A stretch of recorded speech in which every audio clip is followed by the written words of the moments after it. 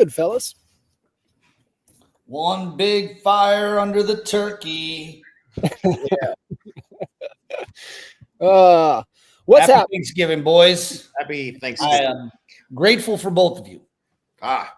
Indeed, I am grateful for both of you as well. Same. And, I was like, man, Al nailed it, man. Gratitude edition. And I was talking about, I think we had Go on, last week, Albie, and we were talking kind of through gratitude, and then I threw something else out there, but had a few people reach out. I made a post about from gratitude, and we've all known, right? BMOs would always hit us with, the struggle ends when gratitude begins, and really focusing on some type of gratitude practice. And the post that I threw out there was along the lines of, we tend to default back to gratitude and struggle. Why can't we be more present with gratitude in times of abundance, in times of really the things that we have? And man, I'll never forget. And I've really been really good about this ever since Stuman shared Kentucky Derby Mastermind. We were in Cincinnati. I think it was Cincinnati. It might have been one of the first times after Key West, after we made the move to EXP. And, that room, Tammy Pack, Michelle Sayward, Go, like just the who's who was in that room. Gove, just everybody, because we went to the Kentucky Derby, right after. And I remember, might have been, I think we had Stuman in there, right? And he talked about his gratitude practice every morning in his notes. First thing he does into his, when he pulls up his phone. Man, I adopted that thing immediately. And gratitude and wins, right? How you start the day and how you book in the day. And man, it's one of the best things that I've ever done is the moment I wake up, I just start typing, or I'll voice what I'm grateful for. And it just, what a way to kind of start the day, puts things into perspective, where you wake up, you get to travel, who you get to see, grateful for the obstacles in my path, grateful for, you guys, grateful for my inner circle, grateful for kids, family, health, mindset, right? Just everything that kind of comes to mind. And I'll never forget, man, he shared that was like one of the best little nuggets, from a gratitude perspective and a gratitude practice to be able to have. Man, it makes a world of difference in your mindset, especially starting the day. So do you keep a digital journal of this? Yeah, it's on my notes on my iPhone. It's on my notes. And I just have a note that says gratitude and wins 2024. I have one from 23, from 22, 21. And I just November 26, 2024, grateful. And then I'll just start, everything that comes to mind, what are you kind of grateful for in the moment? And it's just been really cool, man. Stuman's full of nuggets and wisdoms, but that was one of the best little, nuggets that I be able to pull from them. Yeah. I do remember now that you're saying that. Didn't Stuman have a little app that he created? He used to do it he did. I think he did create the app, G-Code app. That's right. That was G-Code. And so we had that. I think at the time when he shared, he was using Evernote, and then just Evernote got too slow. So I was just, notes is easy. Just pop up notes and just go at it. But he did have the G-Code app, to kind of work through that. But one of the G's obviously is gratitude. Right. Oh, I didn't know. Okay. Yeah. I never studied the G code. I saw him talk about it, but never really dove into it.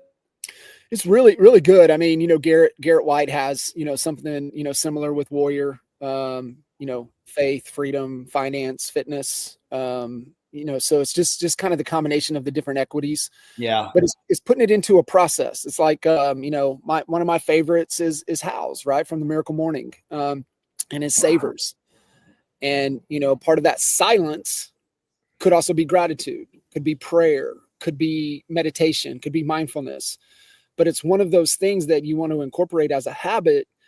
And that's a really healthy habit, especially for us mentally. And, it's really the first thing, and we talk about it all the time, right? And Al, we were talking with Gogo, right? Just the last week, the personal development side of things, but really the personal development around the mindset side of things. And I'm so grateful for the work that we all did in that run, 12, 13, 14, 15 timeframe run that we all went through, and doing the work, man. Carol DeWick, Byron Katie, Marley Adams, who the mentors and coaches in our life at the time, Clayton Mask in our life, just the challenges on our mental being inside of things, and having access to being able to connect with his coach, right? You look back at that time. I mean, wow, a decade ago that and we damn sure put the work in, like we all did, and we challenged each other, and it's deep. It's some heady stuff, but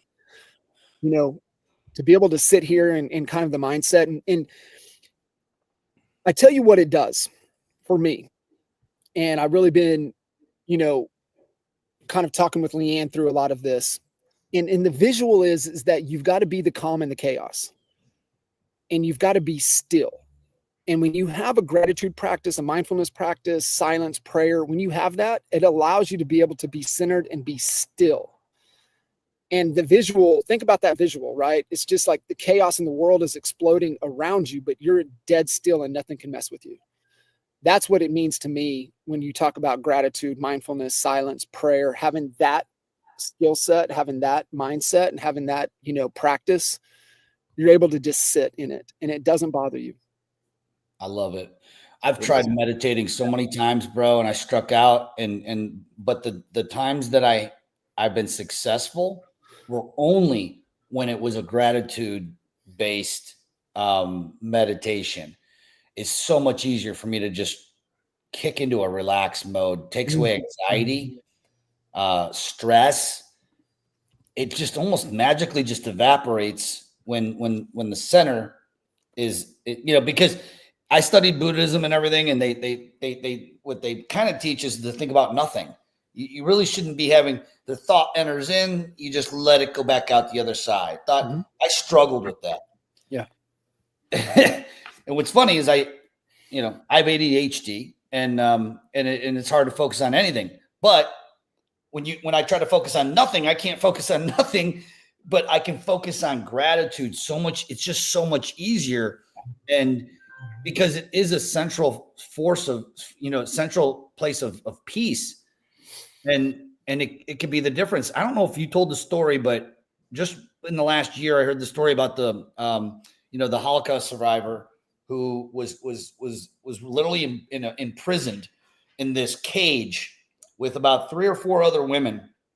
And they were, literally being treated like dogs. They literally were, it was infested with fleas. Yeah. They weren't even allowed to read their scripture and stuff like that. They had to hide that from the guards because they would get beaten again.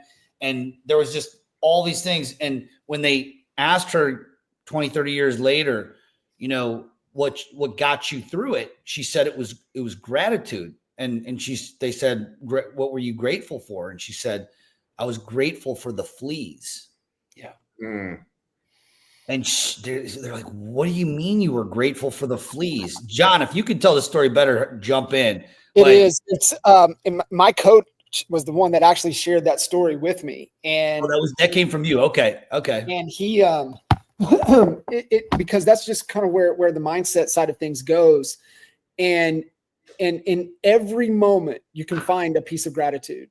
And it's just because, you got to look for it. And I saw the reel the other day. It's funny, right? How the algorithms work, right? You start looking at things and talking about gratitude, those things start showing up. Adesanya, the UFC champ or whatever, but he talked about his gratitude practice. And at the end of the day, right? So that's what, Dan Sullivan talks about, write down at the end of the day, the 3 things that you were most grateful for the day. And so, Stylebender was doing that practice, but what he would do is that it forced him. Now he was looking throughout the day for 3 things that he could write in his journal at the end of the day. So he started. It's the reticular activator, man, right? It's you're now looking for it. right? Like Focus black zone. G-Wagon, right? Like you might not see it. You might not think you have seen a G-Wagon for years in your market, but all of a sudden now you see 23 black G-Wagons because now that's all you're thinking about. And it's the same thing, right? His reticular activator was fired for gratitude. So he would go throughout the day and he said his life changed just because he was looking for things to be grateful for. So he could write it down in his journal at the end of the day. And I'm with you, bro, man. The gratitude practice is probably one of the most powerful, habits that you can really develop, because you just start to see things. And that's what, the story about, you can even be thankful for fleas. You can even be grateful for that, because that was you finish that out though, John. Like, yeah. So what she said was that, well, why?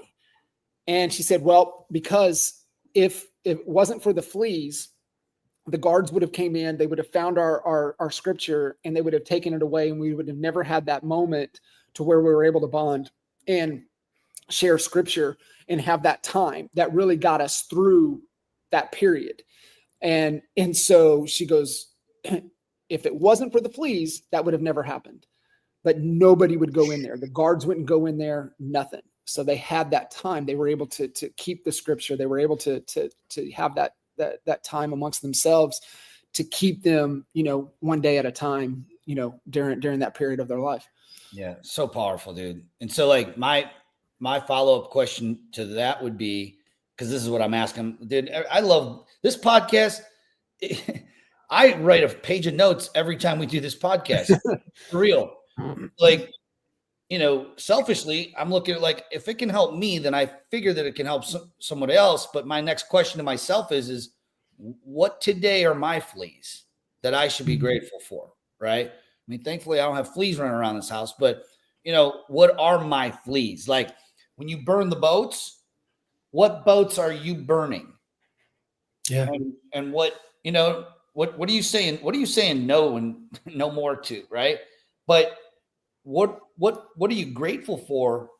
Are you grateful, like the real, when you go to the next level of gratitude, it's like, are you grateful for those boats you had to burn? Mm-hmm. You know what I mean? What you said is your reticular activator is always looking if in this practice, and I'm doing it. I'm committed to, because I already actually have the journal. I carry it around me already. I just got to get into the habit of every morning. I'm not going to go just get a cup of coffee, or maybe I will get a cup of coffee, but I'm going to sit down, hit that gratitude journal. But it's not always just going to be the positive, good things. Of course, we're always going to be grateful for our children, grateful for our spouse, our significant other, it's our parents or someone that we look up to in our life. Those are all positive things. But what about the ones that fuck with you? Mm-hmm. What about those things that are like, man, like if you can figure out a way to be grateful for the flea that's in there biting at your foot. What is it teaching me? Wow. Right? What am I learning from this? And Hormozi talks a lot about this too, right? It's like if you were to give your kids certain traits that you would want them to have. And I've seen a lot of, I want X, so God gives me Y. And you have to go through that to be able to get that, whatever it is. And Hormozi talks about that too, right? So like if you want, you want strength, well, what has to happen in order for that to be true? You want peace, what has to happen in order for that to be true? And so the struggle, right? Because life is uphill and you're either growing or you're dying. And so complacency and not the sacrifice and the trade-off, those things are never possible. And so I think that's, to your point, is like, what am I learning here? Right. So these are all great questions. And I think this goes back to what, just so freaking grateful, all the work that we put in and just being able to change the way we think and just ask better questions and better mental models. And I think I told you, Alec, because I hadn't been able to tell you, man, I went back and I'm not done yet, but I went back and started rereading the 4 agreements. So good. So good in that, putting that thing into perspective and where, not taking things personally, never assuming. And, I'm grateful I didn't assume this today, or right. Like you can kind of work through, like you said, those fleas, because they're biting at us every day. Mm-hmm. Yeah. And the other thing, since we brought Stuman up, is the force of average, which, is that invisible force that pulls us back to mediocrity, pulls us back from our version of our elite self that we're, at least most of us, are striving for on a daily basis. And then we get dragged right back down. There's no success without the struggle. A muscle can't be built without that tension of tearing it down so it can build back up. And we just kind of forget about that sometimes. It's not just about all the, the fairy tale life that, we all, seem to have compared to other people in the world. We have to keep in mind that it's the struggles. It's the tough months in business. It's man, I can't even believe I'm saying this, but I'm thankful for 08, 09. Yep. I literally lost everything and went deep into debt. But why am I grateful for that? Because in 2010, 2 short years later, through that pain, I met you guys. And if I hadn't gone through that, I probably wouldn't have hit so low of a bottom where I felt like, okay, all right, time out. I can't do it no more. You know what I mean? Like, I need help. And I may never reach that had I never hit that depth of a low. Mm-hmm. And lost everything. So it really is. And I used to say it all the time, but now, I don't know, this just gave me a whole new perspective on being thankful for 08, 09. We say, well, there's lessons learned, but we don't want to learn them again. Mm-hmm. And that is true. But being thankful for 08, 09, shit. It took me a decade to get to where I could be thankful for it. But right. But like, when you really for real get to it, not just say it, but like when you feel it in your heart that you're thankful for the recession that we went through 08, 09, where everybody lost their wealth and everything and their money, you can take on anything. Exactly. That's exactly. You realize, man, if I can make it through that, I can do whatever's in front of me. Like, everything that you have to do gets so much easier when you've gone through something that hard and came out and survived it. I mean, it's, that is something to be grateful for. No question. Yeah, it is, man. It's things that like cause anxiety. And so, part of that other conversation that Matt was having, kind of sharing with the fleas, he also talked about state of flow. And where anxiety comes in and skills match is where flow happens. So you got the challenge that is great, but you've got the skill set to match it. That puts you in a state of flow. Where you fall into a state of anxiety is that the challenge is greater than the skills you have to be able to overcome it. Yeah. That's where anxiety comes in. So that should be a trigger. There should be an awareness of, okay, why am I anxious about this? Why am I concerned about this? What skills do I not have to be able to match this? Mm-hmm. That's the skills I need to go develop. That's the who I need to associate with. That's the who I need to make the hire to. That's what I need to do. I need to match my skill to my challenge. And now I'm back in a state of flow. The opposite is when my skills are greater than the challenge I'm facing. I get bored. And, idle time, right, is not a good thing. And what's that Nipsey quote, lyric, on a mission, the worst enemy is idle time. And we find a lot of idle time when we've got the skills, but we don't have the challenge to match it. And so, kind of being grateful for that understanding moving into the new year. You got anybody listening, I would tell you that if you're bored, you need a bigger challenge. You need a bigger challenge. And if you're anxious, you need to focus on the skill set to be able to match that. So good. So good. Yeah. And when we talk about skills, we're not just talking about sales skills or business strategy skills and things of that nature. We're talking about life skills, skills and empathy, being skilled, a skilled listener, being skilled at becoming aware of a situation as it develops. And the two of you do an outstanding job of that. I feel like I've always, kind of looked up to both of you guys as, and we all have our moments, but, for the most part, like that's something I know, I have to have a better, it's like hitting the pause button, right? It's a skill. Yeah. And you guys I'm giving you props. You guys got, you've gotten like Kinder, especially you. I mean, dude, you're a different person. I've seen you handle some stressful ass situations recently where I'm like, that Jay? Normally he'd be throwing a boombox off the top floor of a hotel right now. How the fuck is he? He's calm as a cucumber. Damn. It might be the psychedelics. Those do help. There you go. It's a real thing. Look it up. Yeah. So I was at at Grant Cardone's WealthCon last week, right? I'm talking about grateful.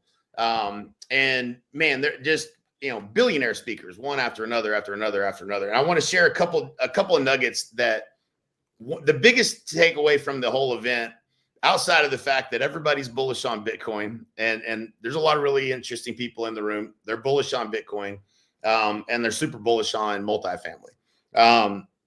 But this one guy that spoke, Bob Duggan, he went from 4 billion net worth last year to 13 billion in 1 year. So he had a really good year. But he had a couple things that I thought, and he was just talking about his journey, right? And going through it. It's like, man, that's so true. It's so true. It's so true. It's so true.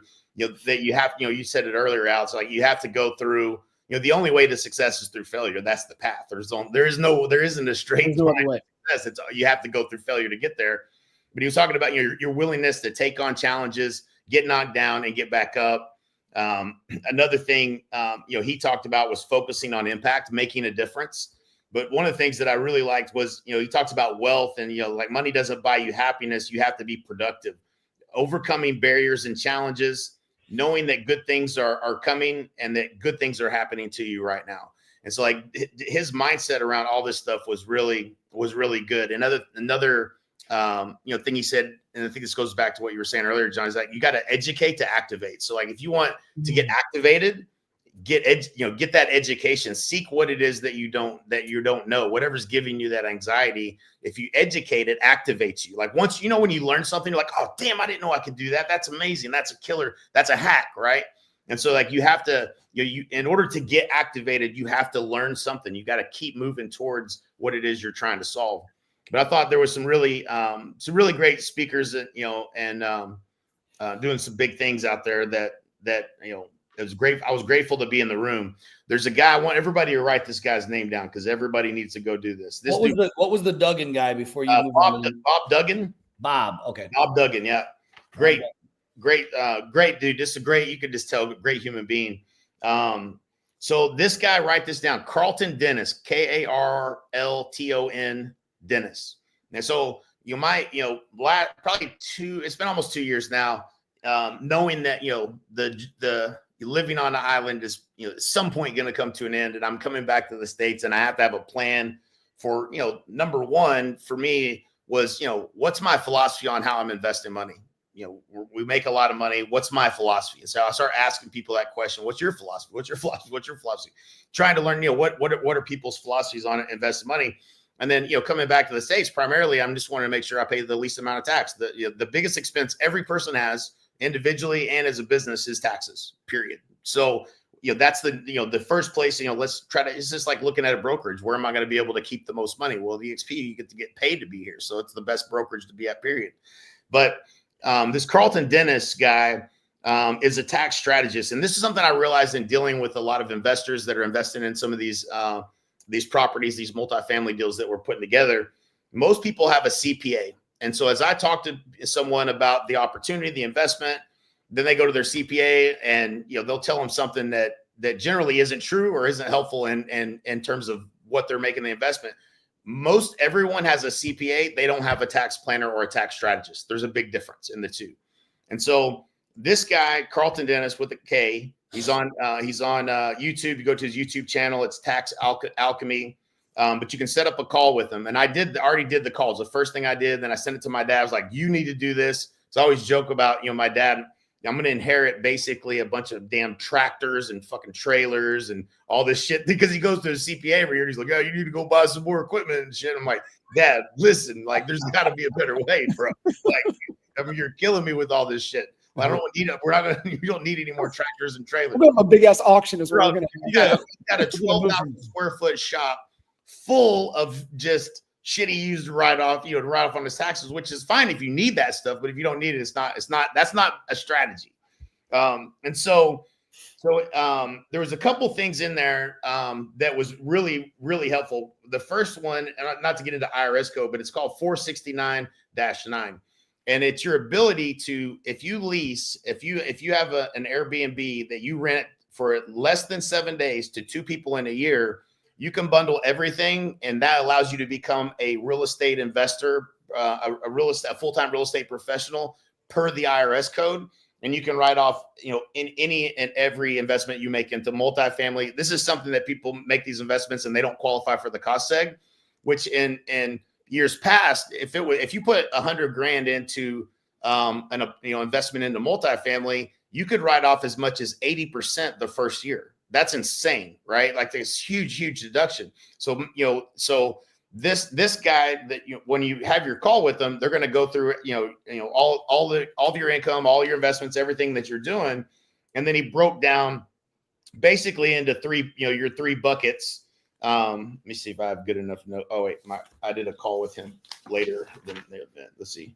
So you're going to want to hear this. This is good shit. This is gold right here. So basically, you have your business owner bucket with your vehicles, write-offs, expenses, things you can write off within your business, salary, all that kind of stuff, and your retirement bucket, 401k, any type of health insurance, all these different things you can use for that bucket. And then the last bucket is real estate, which they're big on investing into real estate and multifamily, even single family, and cost segregation and doing all that. But he said anything you have left over, rather than pay tax, there's multiple investments that they look at that you can invest in that are deductible. So you can invest in oil and gas investments. You can write off 90% of the investment the first year. Another one is you can invest in. So there's some of this crazy gas stations. If you invest in gas stations, you can write 1.6. What did I write? 1.6x write-off is what I wrote on that. Another one is Hollywood. Like 1.5 times what you invested. That's what I wrote down. I would have to confirm with them on that. But gas stations, so they have relationships with all these different different companies that they work with in all these areas. So if you have, if you're trying to get a deduction, but you rather make an investment than just buy some shit. All of these were ways that they look at for how you can do that. So they have another one that's Hollywood movies. And then you can invest in Hollywood movies. Believe it or not, I have no idea why that's tax deductible, but it is. The heavy machinery one, which I found out about that from John Wamberg, right before ConnectCon, where you can invest if you buy $1 million worth of equipment that's in this pool, and then you lease it. So let's say you buy $1 million worth of equipment, you put 10% down, so you put $100,000 in, you get to write off $1 million. And then they lease that equipment out and it cash flows. And then they guarantee to buy the equipment back at 75% of the value. So that's another potential write-off. And there was one other one. Well, I guess. Then they had another one that was leasing business equipment. And you can write off 10x what you put into that. So if you put $50,000 into leasing this business equipment, you can write off $500,000. $50,000, you can write off $500,000. So these are all vehicles that are legal by the tax code, but this is a tax strategist that's helping you look at, here's your income, here's all your expenses, here's what you're probably going to end up paying in taxes. Let's have a strategy for how we're going to invest money so that you don't have to pay as much in taxes. And you're talking getting down to 10% or single digit income tax bracket. This is not tax advice. Seek your legal professional or call this guy Carlton Dennis and he'll help you. But so that was probably the highlight of the entire event, was just I don't think enough of us spend enough time. We just, we get to the end of the year and we're, okay, what can I do? Well, it's a little bit late. So, getting with this guy, maybe not for this year, maybe for this year, if you have the ability to do some of these things, but certainly getting set up for next year was my biggest takeaway from that entire event. Fantastic, great speaker, and just great overall strategy. And it just resonated with me because I talked to a lot of people that have money to invest. All of them are using CPAs. None of them had a tax strategist, even some of the wealthiest people I know. So if you don't have a tax strategist, I don't know what this guy charges yet. I think I'll find out on my next call, but I promise you I'm paying it. So starts with, you got to start with, generating active income. You got to do something to make money. Get out there, sell houses, do whatever it takes to make as much money as you can. And then you got to learn how to not pay as much of it as possible legally in taxes and invest that safely. And, over the years, it's funny because I used to, we flipped. How many houses do you think we flipped in our day? Probably at least 100, if not more. I don't know where that money is, but I don't think I have it. I don't know where I put it, but I probably two developments as well, right? Right. Money developments. So we made a lot of money, but you look up and it's like, well, 500,000 to GTAT that went to zero, and you got all these different things that you've made, poor decisions in investing. Hell, it's hard enough to make money. You can't afford to invest and lose it. So what are the safest ways for you to invest, reduce your taxes, and build wealth? And, we landed on multifamily as that main strategy. But having a tax strategist, I think for everyone is by far one of the things you can do that can, allow you to keep the majority of money you're keeping. You're making. Because as you're kind of talking through there, I default back to it's all about the team, right? So it's building the life team. Yep. That's in alignment. So we know what's the goal, right? What's the vision? What's the goal? What's kind of the model that we're going to operate within? What's our biggest problems? We're going to have the right strategy, right? Good strategy, bad strategy. We're solving the right problem. And then what's the team have to look like in order for us to execute the strategy within the current business structure model that we're operating within in pursuit of the goal and the vision? It's an up and down ladder, but most people, when you say team, they just think about their business. You've got to have the life team, and the tax strategist has to be a part of your life team. Yep. Along with the CPA, along with the bookkeeper, along with, head of marketing, also your fitness coach, your spiritual advisor, your relationship dynamic, right? So you just start to look at the things that are important in your life. You got to have the right who. And this is where I keep coming back to Jim Collins, right? It's the who. Mm-hmm. Somebody hit me with that question the other day. They're like, do I do the business model and the strategy, or is it the who? I was like, it's always the who. Mm-hmm. It's always the who. 100%. Another little takeaway. So they handed these out. How to get super rich for kids, which this one's Riggs and Kinley. So I've got. If y'all don't have, y'all's kids are old enough now, it might not be helpful. But for anybody listening who has younger kids, there's a credit card company called Greenlight. Super badass. So I set up my kids with their own credit cards, and I'm in control of, either depositing money based on the chores that they have and things like that. They get paid. I can pay them interest on the money that they leave in that account and save it, or they can invest it into the stock market. So they can choose what stocks they want to invest in, and I can tell them how much they have to invest or not. So I can kind of control how much they're saving versus how much they're spending. And so, I gave them this book to read. Both, and I incentivized them by telling them I was going to get Riggs. He did the whole thing, man. And Kinley's, she hasn't given me hers. She's done with it, but they did it all in one day, which I was shocked, by the way. But I pitted them against each other. I said, whoever gets done first is going to get $500, which is a lot, but I didn't think they were going to do it. And so they both went to work trying to get done first. And so I gave them both $500 to set it up, but they got their own credit cards. They can control their own investments, and they're starting to learn how to. You can't save money and become wealthy, but you can invest money and become wealthy. And so teaching them these principles that they don't teach in school, I think is something that we want.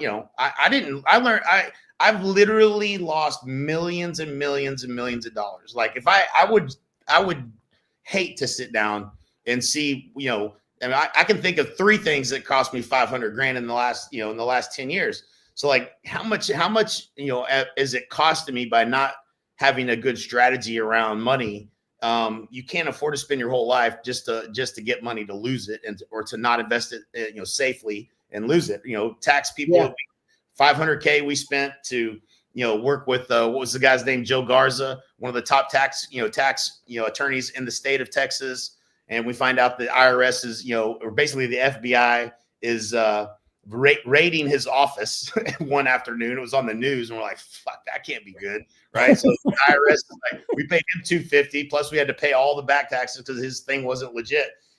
So there's all these things that I'm super conservative now, and I used to be super high risk because money has always come somewhat easy, to make, but. Now I'm like, no, give me that safe. Where's that safety? The safest way to invest and create wealth. And of course I got a lot of high risk stuff too, but yeah, anyway, so I think that's super important. And so another great book, 10X for Kids. I think it's not on Amazon. I think you have to go to his website to order that one.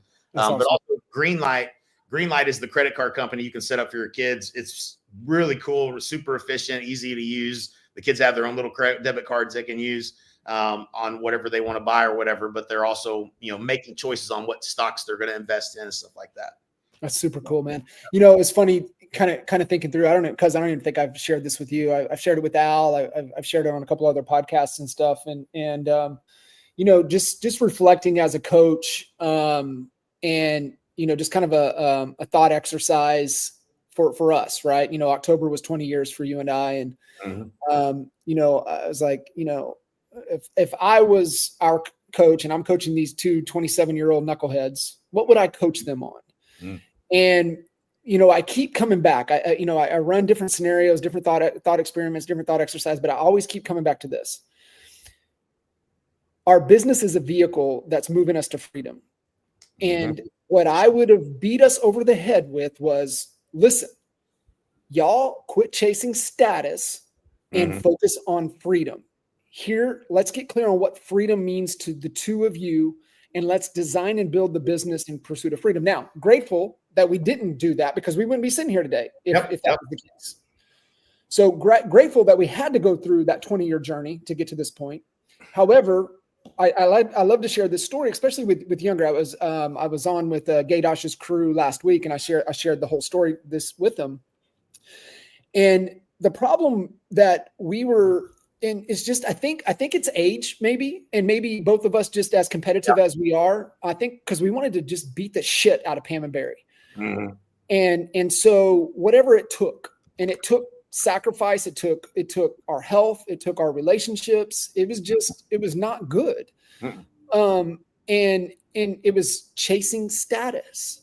And I think getting through, Bette David's book, and I remember you were on the flight leaving the land from agent to CEO, and you said, "Hey, would you rebuild with Beyond Entrepreneurship 2.0?" And my answer would have been yes until Bette David's book came out. And right. I honestly believe you can build an empire off of Choose Your Enemies Wisely. Just off of that book alone, I in my soul, I believe you can build an empire just off of that book. And the framework that he talks about of going from survival to status, to freedom, to legacy has just really resonated with me. And that's the dynamic that I would have coached us differently on. And I would have been really hard on us about, dude, that's status. Get out of status, get to freedom. And then because once you get to freedom, and this is where you guys are at right now, is now we're focused on legacy. And, it's just both of you guys are building, the Kinder brand, the Stasek brand, and really changing the kids. I mean, just think about this, like Braden and Carson, but now like what you're doing with Riggs and Kinley, right? Like just changing the whole dynamic and the psychology of how they look and think about money. Right. And so just man, I can't explain that to enough people. Like, don't be chasing number one in your market. Don't be chasing number one for your company. Like that'll come if it comes. But you need to be designing your vehicle and your life team that's going to get you to freedom. And because once you're at freedom, bro, like I know, a lot of freedom is mindset, but also being able to have the financial means to do whatever you want, whenever you want, with whomever you want, as often as you want. Yeah. I mean, it's so funny because I think back to like, when we were, 27, 28 and there was so much ahead of us, that it's like, yeah, we'll get to that shit later. We're over here building something, but to a certain degree, I think that, we put in an inappropriate amount or maybe the appropriate amount of hours in, to get us there faster. But I think we just did it the hard way, by not understanding, when I anytime I'm listening to, I get pitched ideas all the time and, there's always, this little thing that's going to make money or, but I'm always trying to get down to like the thing that I learned in looking at all the businesses that we've been in is, the time investment and the lifetime value of a customer. Because it's real easy to go, I'm going to go sell this technology thing for, that's how we started, right? We started selling over the web, where, we walk out on somebody's website. Remember when Mike sent that to me? I drove straight to Texas. That shit was so funny. But we're going to sell, $15, over the web video, right? And then what did we learn? We learned, well, the barrier to getting one of those videos was you had to go to a studio where somebody had video equipment. This is how long ago it was. And, get this video shot and take a couple hours. And so you can't sell very many of those because the barrier for someone to get it done was so high. There's most people didn't even know a videographer back then. It's like all of these things that you learn along the way. When I come back to the business model that makes the most sense is going to be the one where the customer pays you the longest. Right. And so, Carson was, he was, funny story. Y'all, I don't even think y'all have heard this story. So Carson texted me the other day, right? He was working for me, and, I fired him because I can't, he wasn't ready. So, but I said, listen, but I don't care what you do, just fucking do something, go do something, find something and get excited and go chase something. Figure out what you want it to be. You're not going to know what you're going to love. Anyways, he ends up landing on somehow or another gets invited to, it was Patrick Bet David's company, PH something, some whatever. I'd have to look at it. Yeah. PHP. Is that what it is? I think it is. I think it might be. Yeah, it is. I think it is. It's PH something. I think it's PHP. Yeah. PHP. Yeah. PHP agency. So this is a crazy story. So and I said it to you, Al, when we were on the call with him the other day. I think I mentioned it to you, but that morning, the night before, he had sent me a text about PHP, and then I got on with the guy from PHP that again, this is Patrick Bett's company that he had sold, and they had a tiered compensation plan similar to EXP, right? So he was all excited about it. He's wearing a suit and tie every day. He's working until 10, 11, 12. He's learning right now. This is the best thing that could ever happen to him.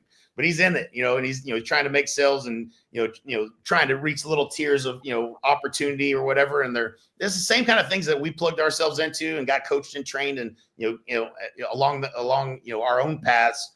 But he ends up, now he's selling life insurance. Well, I love life insurance. I think it's great because, why people don't fucking cancel it? Anything that you can sell that people get paid for, you get paid for a long period of time is a good business to be in. And, we went from selling a lot of real estate and, always tell the stories like, man, it's great. We sold, 50, we had, I don't remember when exactly it was. I remember where I was when we erased the board and it was like 55 closings and it was like, we had to start over again. And it was one of those months where it was a fucking ass whipping. And it was just like, damn, man, we got to do this shit again. It started over, the clock started every 30 days. And, there just had to be a better way. How do you get paid, a higher per customer than just one sale, move on to the next one sale, move on to the next one, and we evolved and we kept looking for a better way. And at EXP, the bottom line is there's multiplication to it where, we recruit one agent and as long as they stay with the company 7 years, we get paid for 7 years with that customer. There's no coaching product, no residual product, no technology product, very few that people will keep for 7 years. It's just the lifetime value of a customer is better at EXP. And so when you go through all of these things to get to a place where, well, okay, now there's multiplication. We got somebody who tells somebody who tells somebody who tells somebody. That's not work you're doing. That's leverage. Now I got all my time back, and the amount that I'm getting paid per person is the longest of anything that I've seen in my business and any of the businesses I've been a part of. An average agent stays 5 to 7 years. you've got literally your time back, and you've got the multiplication factor, and you got the lifetime value of a customer. That's why this business model of EXP makes the most sense. All these going out and selling widgets, this, that, and the other. That's great. You can go sell something for $69 a month or $50 a month. You might sell a whole bunch of them, but guess what? In 6 months, the churn starts coming in, right? And now I lost 25 customers. Now I got to sell 25 to stay where I was at. Mm-hmm. And that we experienced that in coaching. It was like residual income. This is the best thing we've ever done till year 2, when we started having 10 people cancel. Now you had to sell 10 just to stay back where you were at. And so I'm grateful. Back to the whole point of this podcast today, I'm grateful for all those lessons along the way. And if there was something I would tell anybody to pay attention to, it's looking at where you get leverage with your time, and the lifetime value of a sale or a customer is the highest number, or the longest period of time is where you're going to find the best business. That's my 2 cents. Love it, man. We're going to wrap up here, and as we wrap up, I want to share one more thing I'm grateful for. I think when I was in my late 20s, started getting into real estate, struggled for a while, but when I started seeing a little bit of success, so I would probably be mid 30s, I was like, you know what? I want to go back to my high school, and I want to talk to the high school seniors, and I want to speak to them about the things that I've had to learn that nobody was talking to me about in high school. And I have not done that, but I got invited by one of my high school alumni that I graduated with. She's a teacher at a different school that's like one suburb away from me over here. So at 9 o'clock this morning, I went and spoke to a math class.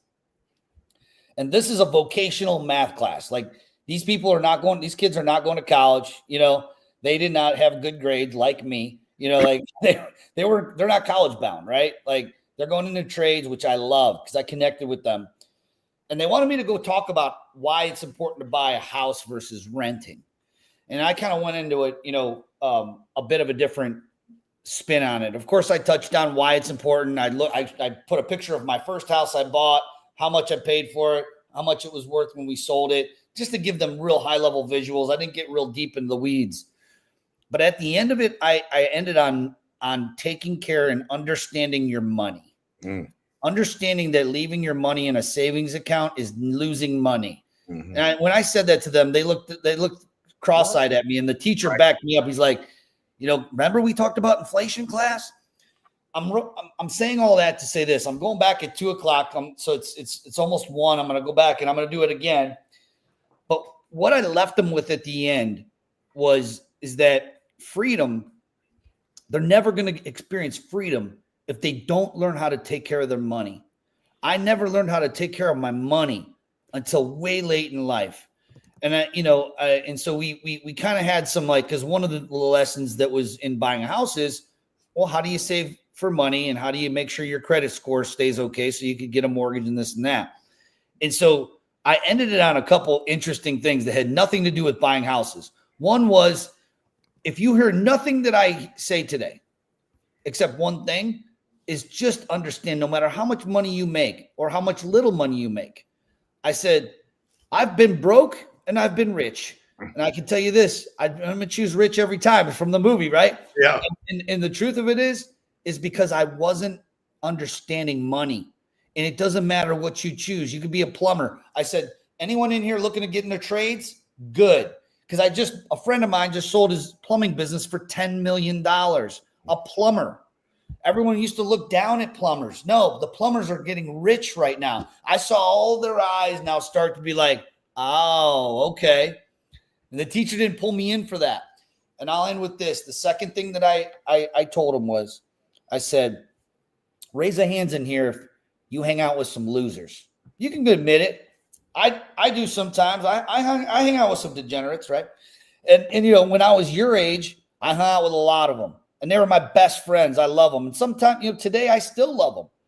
But I said, it's who you surround yourself from this point forward that's gonna put you in a great position where you can be free one day, or you're gonna be trapped. Yep. Learn the money game and surround yourself with people who are lifting you up, not dragging you back down. And that's how I left it. I know it was supposed to be about, selling, how to buy your first house and everything, but these kids need to hear this. raw and real. Mhm. And I was just like I was emotional walking out of that school because I was just grateful that I was allowed to be there and do that, which is what I wish someone would have came into our senior math class and smacked me over the head with a 2x4 and like, this is what you need to be focused on, you know. And those are the moments where I will listen when someone gets up into my head and my soul, you know, and you got to really talk to them, you know, at the same level. So, Yep. anyways, Love that. So yep. good. Love you guys. Love you guys. Appreciate you. Happy Thanksgiving, everybody. Thanksgiving, everybody.